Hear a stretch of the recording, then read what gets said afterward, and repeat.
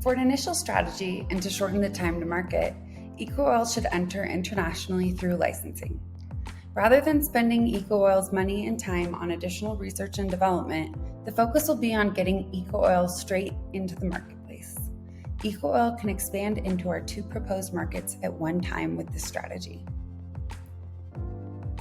With a mobile unit, sustainable business model, and being able to compete directly with fossil fuel oil chain values, EcoOil has enough ownership advantage to overcome the liability of being native to a foreign market.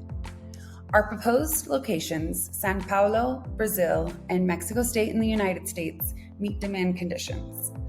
United States and Brazil are both 2 of the top consumers in biofuel in the world. Both countries are reaching toward a more sustainable future, and the locations are close to biomass, ethanol facilities, and pipelines. With the help of a foreign partner's insight into local policies, EcoOil can quickly emerge in these foreign markets. Through collaboration and diverse opinions, EcoOil will continue improving and innovating. This is why licensing is the preferred mode of entry into these 2 markets. The firm already has a lot of specific advantages. For example, innovativeness, experimental knowledge, availability, economics of scales, neutral products, and they are environmental friendly, of course, but we want to develop more. We want to develop network skills and partner knowledge, job opportunity, and of course a good control mechanism. For the locations we chose Brazil and New Mexico and the United States. That's because the leading countries based on biofuel production worldwide are the United States and Brazil. For the partnerships, we work with Brazil and Midwest America. To get our biomass, we take it from the sugarcane plantations in Brazil. Brazil has a lot of sugarcane plantations if you compare it with the rest of the world, so it's a very good place. Also, there is less competitions if you compare it with the rest of the world. For ethanol productions, we do also in Brazil because it's the 2nd largest biofuel production. After that, we go to Midwest America and Mexico because America has the largest biofuel production, and on a later phase, we will work with wholly owned subsidiaries. Here you can see where the biofuel factories and infrastructures are located. For operational choices, we will be using EcoOil's product and technology, so EcoOil will be the licensor and owner of intellectual property. According to the licensing agreement, EcoOil will receive a 7% royalty rate on sales. Market access and production will be provided by licensees, whose task will be the production and distribution of biofuel. Regarding partner selection, collaborating with EcoOil will raise the partner company's ESG whilst simultaneously benefiting EcoOil. EcoOil's partner in the United States will be Jiffy Lube and Pennzoil. Jiffy Lube is a well-recognized oil brand with 6,000 locations, which will help EcoOil in gaining scale in this market niche.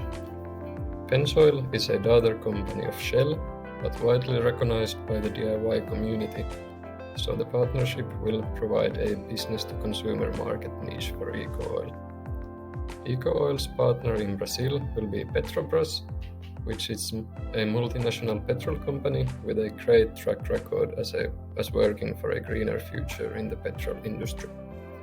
Combined with Brazil's sugarcane production, number 1 in the world, producing 50%, and being 2nd biggest producer of biofuel worldwide, will make it a great licensing partner for EcoOil. EcoOil will form alliances with universities and local consortiums to obtain grants, human resource talent, and to foster a culture of learning and innovation. Our partners will be New Mexico University and Consortium, Sao Paulo University, which will allow for proximity to get needed scientists and engineers, and also Sao Paulo Research Foundation, which is leader in sustainability research in Brazil with the great values that will endorse EcoOil's mission. As stated before, we recommend EcoOil to start its international development with a licensing strategy. But over the years, we think that it would be a good idea to acquire a subsidiary and first to become a majority owner in a subsidiary, and then later on acquiring the rest of the stocks and getting ready to repeat the same process in different locations.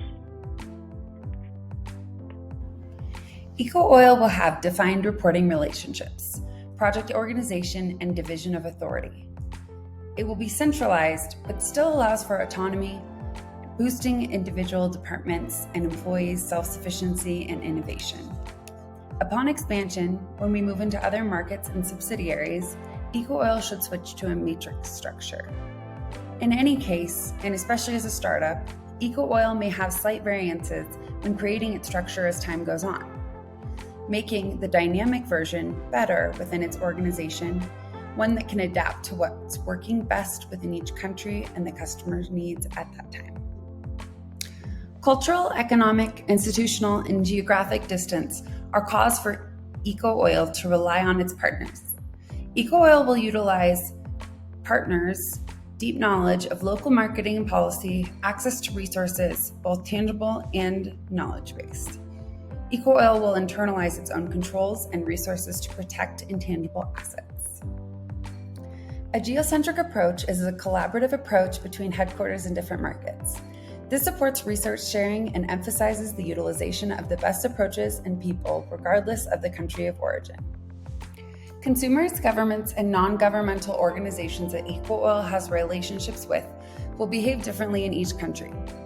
Eco Oil should have input from local markets to help navigate local stakeholder values and governments while leaving the environment unharmed. Eco Oil should incorporate high corporate responsibility and governance before emerging into each market. This will be vital to Eco Oil's future of success.